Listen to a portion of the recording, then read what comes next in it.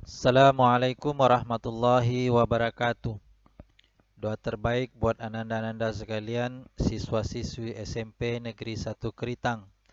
Semoga Allah senantiasa memberikan rahmat dan hidayahnya kepada kita, sehingga kita tetap dapat melaksanakan proses pembelajaran jarak jauh ini untuk mata pelajaran ilmu pengetahuan alam kelas 9 tahun pelajaran 2020-2021. Nah, untuk mata pelajaran IPA, ada beberapa bab yang akan kita pelajari pada semester ganjil ini, atau semester pertama ini. Yang pertama adalah sistem reproduksi pada manusia. Kemudian bab yang kedua ada perkembangbiakan tumbuhan dan hewan. Kemudian yang ketiga, pewarisan sifat, pemuliaan dan kelangsungan hidup makhluk hidup. Yang keempat, listrik statis dan penerapannya dalam sistem saraf. Kemudian bab yang kelima, ini tentang rangkaian listrik, energi dan daya listrik. Ada 5 bab yang akan kita pelajari pada semester ini. Namun untuk bab pertama, kita akan membahas tentang sistem reproduksi manusia. Sebelum kita memasuki materi daripada sistem reproduksi manusia ini, terlebih dahulu mari kita sama-sama perhatikan kompetensi inti, kemudian kompetensi dasar, kemudian tujuan dari pembelajaran pada materi sistem reproduksi manusia ini. Yang pertama, kita lihat kompetensi inti ketiga atau KI3, memahami pengetahuan faktual, konseptual dan prosedural berdasarkan rasa ingin tahu tentang ilmu pengetahuan teknologi, seni, budaya terkait fenomena dan kejadian tampak mata. Kemudian untuk KI4 yang berkaitan dengan keterampilan, mencoba mengolah dan menyaji dalam ranah konkret dan abstrak sesuai dengan apa yang dipelajari dari berbagai sumber lain yang sama dalam sudut pandang teoritis. Kemudian kompetensi dasar, ya, atau pemahaman dasar yang harus dikuasai siswa setelah mempelajari sistem reproduksi manusia ini. Yang pertama, KD 3.1 yang berhubungan dengan pengetahuan, menghubungkan sistem reproduksi pada manusia dan gangguan pada sistem reproduksi dengan penerapan pola hidup yang menunjang kesehatan reproduksi.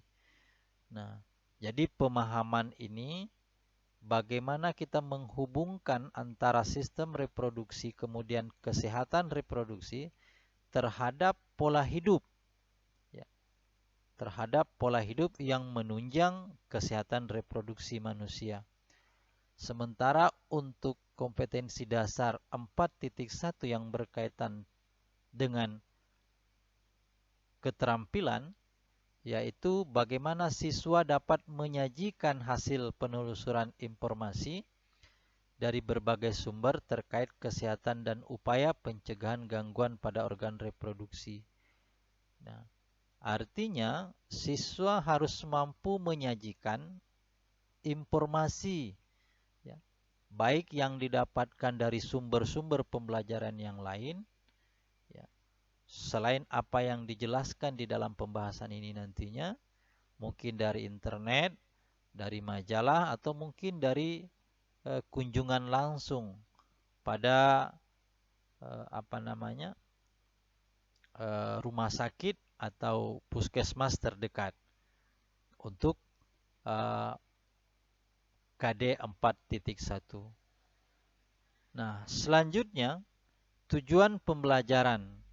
Tujuan pembelajaran yang pertama adalah bagaimana kita dapat mengidentifikasi fungsi bagian-bagian dari reproduksi manusia. Nah, artinya setelah kita mempelajari materi ini, kita semestinya mampu memahami fungsi-fungsi bagian-bagian daripada reproduksi manusia itu.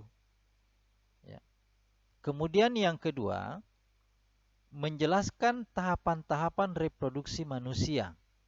Jadi ada beberapa tahapan nanti sampai pada penjelasan atau menjelaskan pertumbuhan dan perkembangan pada manusia. Yang keempat, mendata contoh kelainan dan penyakit pada sistem reproduksi manusia. Ini sudah masuk pada ranah keterampilan. Ya. Yang kelima, juga siswa harus mampu menjelaskan upaya atau usaha apa saja yang dapat dilakukan untuk menjaga kesehatan organ-organ reproduksi. Nah, sistem reproduksi ini pada dasarnya kita akan mempelajari diri kita. Masing-masing kita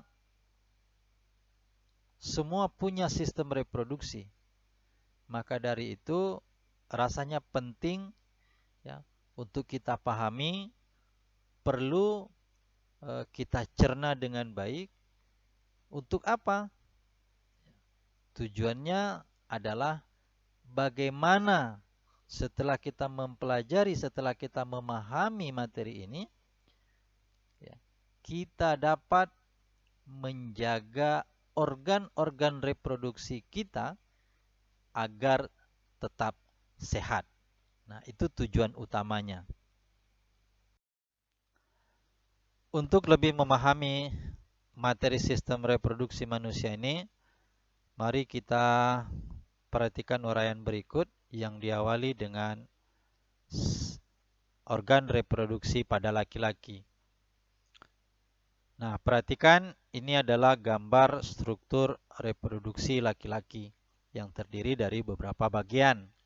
Yang pertama ada vas deferens, di mana vas deferens ini merupakan saluran yang menghubungkan testis dengan vesicula seminalis atau kita kenal dengan kantong sperma.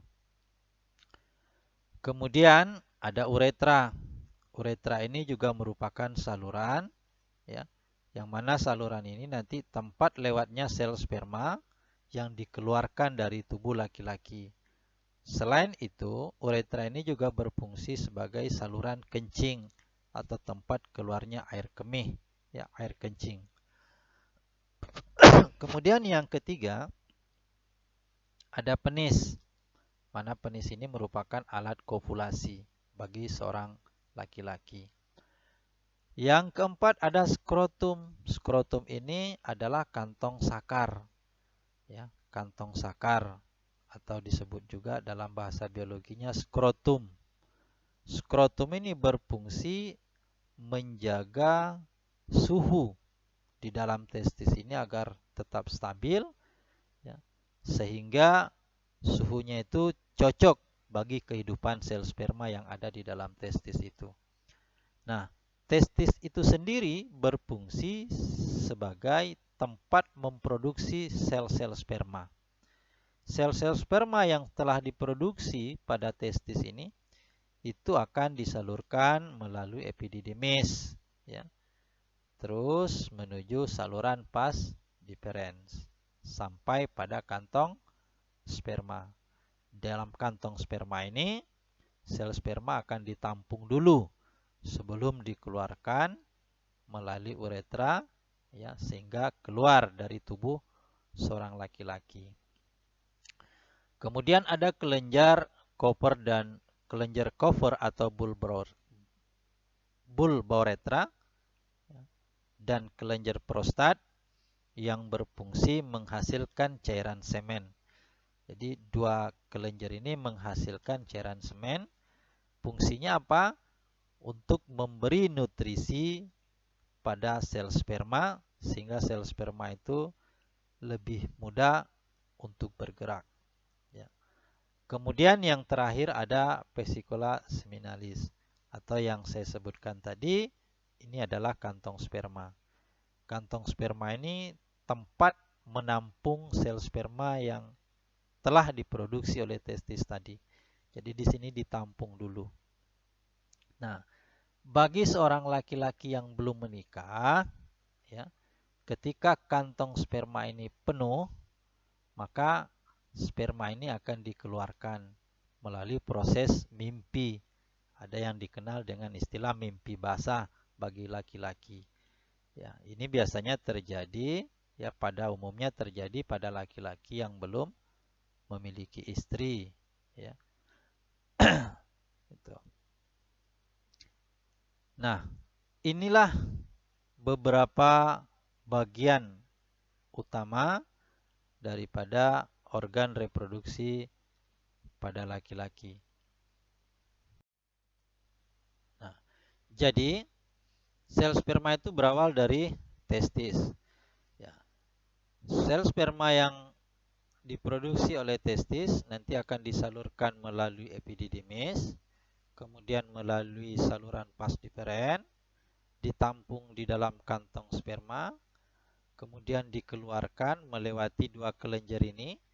Ketika melewati kelenjar ini nanti akan disemprotkan cairan semen yang memberi nutrisi kepada sel sperma tadi sehingga sel sperma tadi lebih mudah bergerak, ya, sampai keluar dari tubuh seorang laki-laki.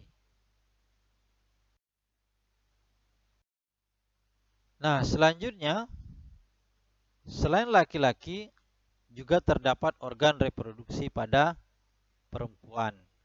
Nah, ini adalah gambar atau struktur organ reproduksi pada seorang perempuan. Yang pertama ada ovarium. Perempuan memiliki sepasang ovarium.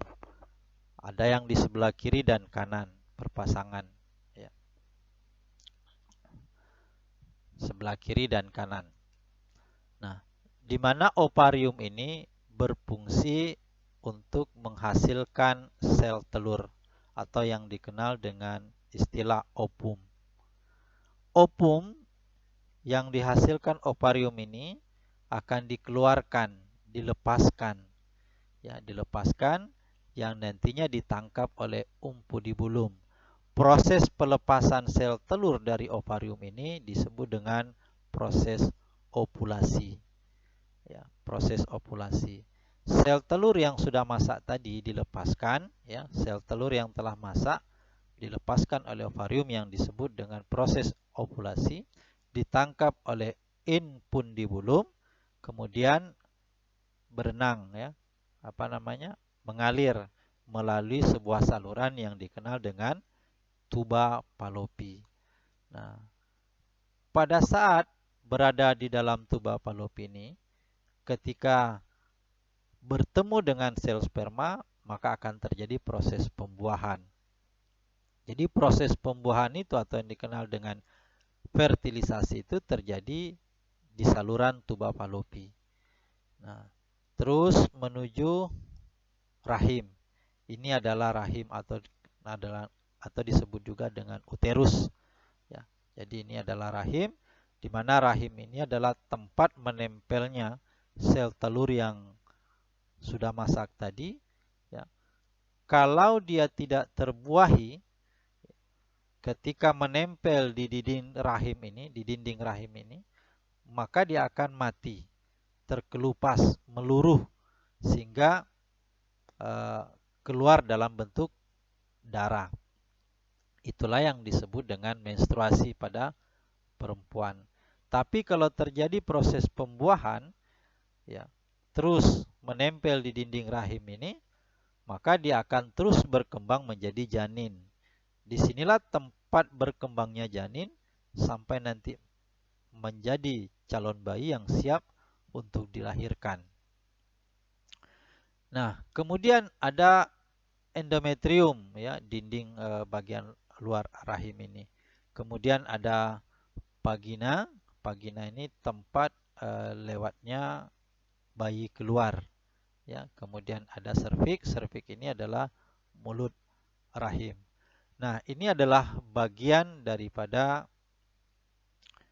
struktur reproduksi bagi perempuan dan masing-masing fungsinya. Ya, saya ulangi lagi. Jadi ovarium ini terdiri satu pasang, ada sebelah kiri dan kanan. Ya, di mana ovarium ini memproduksi sel telur secara bergantian. Ya, secara bergantian. Bulan pertama misalnya yang sebelah kanan, bulan berikutnya nanti yang sebelah kiri, dan begitu seterusnya. Nah, sel telur yang sudah masak ya dilepaskan oleh ovarium. Proses itu disebut dengan proses ovulasi. Kemudian ditangkap oleh ovidibulum yang bentuk jari-jari ini. Kemudian masuk ke saluran tuba Fallopi. Ya, di dalam saluran ini ya, terus dia mengalir. Dan di sini juga terjadi proses pembelahan sel. Ya, ada pembelahan sel secara mitosis dan ada pembelahan sel secara meiosis. Ya, sampai nanti menempel ke dinding rahim. Nah, setelah itu ketika sel telur itu terbuahi, maka di sini akan berkembang janin. Tapi kalau tidak, maka dia akan meluruh dalam bentuk darah yang dikenal dengan ya proses menstruasi pada perempuan.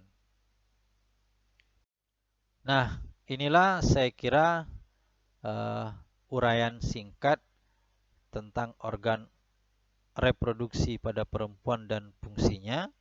Ya. Kemudian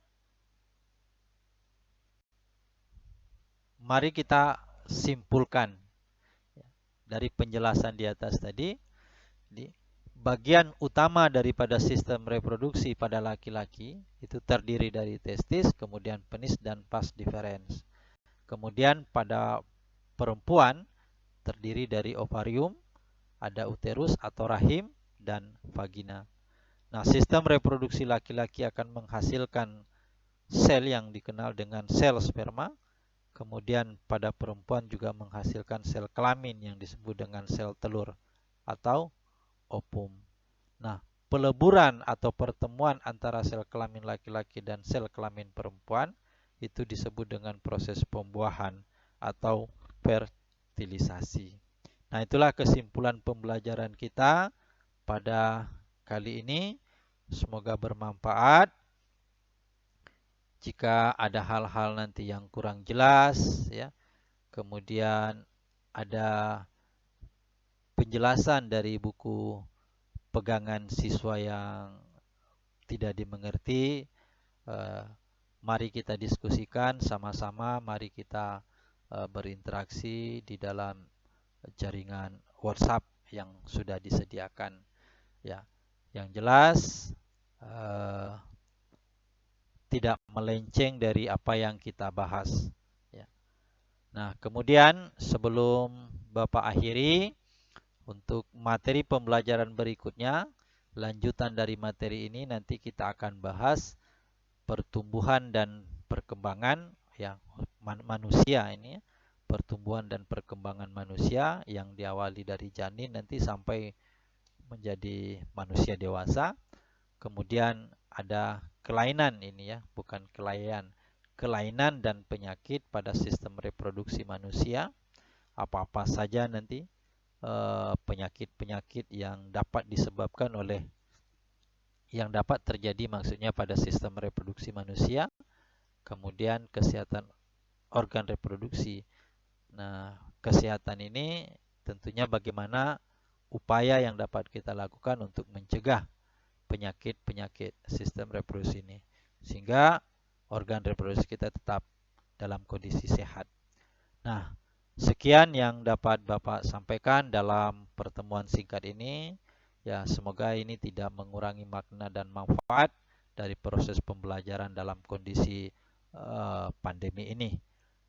Akhirnya saya ucapkan sekian dan terima kasih. Wassalamualaikum warahmatullahi wabarakatuh.